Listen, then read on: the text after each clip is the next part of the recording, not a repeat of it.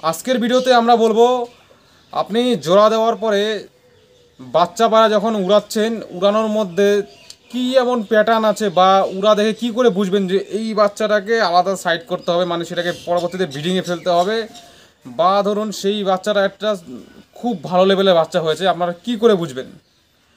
একদম সিম্পলভাবে আজকে বলে দেবো। যদি পায়রার ডানা এবং বিভিন্ন স্ট্রাকচার আপনারা যদি না বুঝতে চান, বা ধরুন যে আমি ডানা কিছু দেখে বুঝতে চাই না, আমি উড়ার স্টাইল বা উড়ার পদ্ধতি দেখে বুঝে নেবো যে সেই পায়রাটা খুব ভালো বাচ্চা হয়েছে, এই বিষয়ে আজকে বিস্তারিত আলোচনা করব, যাতে করে কিনা আপনাদের বাড়িতে যদি কোনো পায়রার বাচ্চা খুব সুপার লেভেলের বাচ্চা হয়ে যায়, সেটা আপনারা কী করে বুঝবেন, সেটাই বিস্তারিত আলোচনা করব। পুরোটা অবশ্যই দেখুন, আশা করি সবার কিন্তু দেখা উচিত এই ভিডিওটা।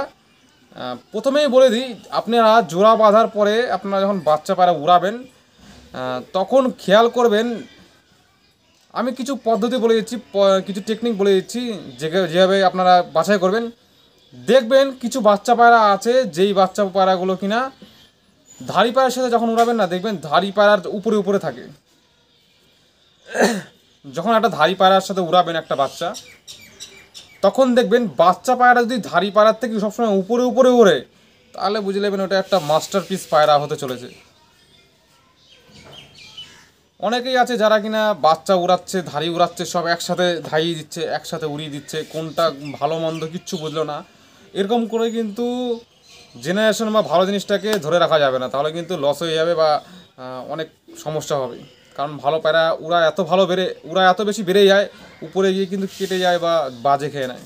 তো তার আগে কী করে বাছাই করবেন আমি বলে দিচ্ছি, শুনে নিন। ধাড়ি পাশে যখন উড়াবেন, যদি দেখুন বাচ্চা পায়রাটা তার উপরে উপরে থাকছে, তাহলে পরে বুঝে নেবেন যে সেই পায়রাটা খুব ভালো এক্সপার্ট লেভেলে হতে চলেছে।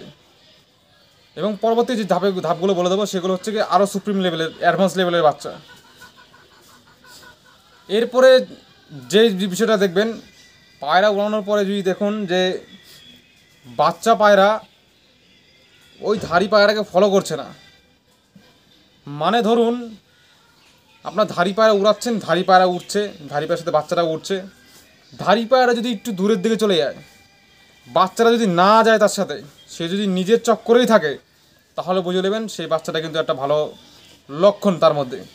কারণ যে সমস্ত পার্টনারে ওরা পায়রা আমি বলে দিচ্ছি কী করে বোঝা যেতে পারে। ধরুন একটা ধাড়ি পায়রা হলেন, তার সাথে বাচ্চা পায়রা হলেন, ধাড়িটা যেদিকে যাচ্ছে বাচ্চাটা সেদিকেই চলে যাচ্ছে, ধাড়িটা এরকম বসে পড়ছে, বাচ্চাটাও বসে পড়ছে, তাহলে বুঝবেন সেই পায়রাটা কিন্তু কোয়ালিটি কম আছে, এটা বুঝে নিতে হবে। এবং তার জন্য আমি এই পয়েন্টটা বললাম যে ধাড়ি পায়রা যদি অন্যদিকে চলে যায় বা বসে নিতে চায়, তখন যদি বাচ্চা পায়রাটা একই স্টাইলে উঠতে থাকে, তাহলে বুঝে নেবেন সেটা একটা ভালো কোয়ালিটির কিন্তু উড়ানোর বাচ্চা হবে।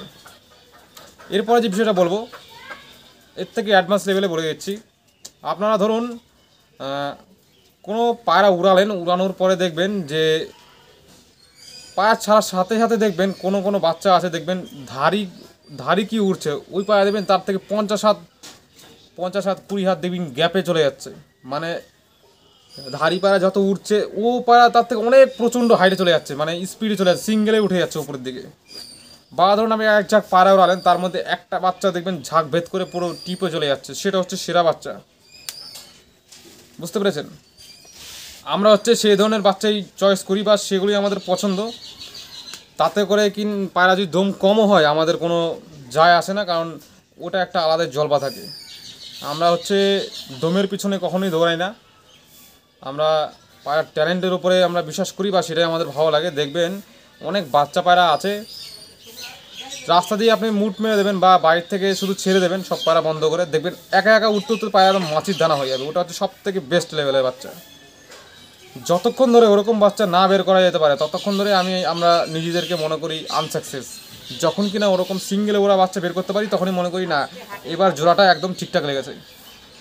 যে কোনো উড়ানোর বাচ্চা হামেশাই বের করানো যাবে, হামেশাই বের করা যায়, সেটা কোনো ব্যাপার না। কিন্তু সিঙ্গেলে ওরা বাচ্চা কিন্তু বের করা খুব মুশকিল, সেটা হচ্ছে সুপ্রিম লেভেলের পায়রাকে বলা হয়। আপনারা এগুলো খেয়াল রাখবেন। আর ওটার পরে ওই সমস্ত বাচ্চা যদি আপনার বাড়িতে উঠে যায়, তো অবশ্যই সে পায়রাটাকে আলাদা করে দেবেন, সে পায়রাটা কিন্তু আর বেশি উড়াবেন না। তো এরকম কিছু বিষয় আছে আরও, যাই হোক ভিডিও বড় হয়ে যাচ্ছে, আমরা এক ভিডিওতে বলতে পারছি না, আরও ভিডিওতে আমরা বলে দেবো, আরও অনেক টেকনিক আছে। আর আজকের ভিডিও এই পর্যন্তই, আবার পরবর্তী ভিডিও দেখা হবে।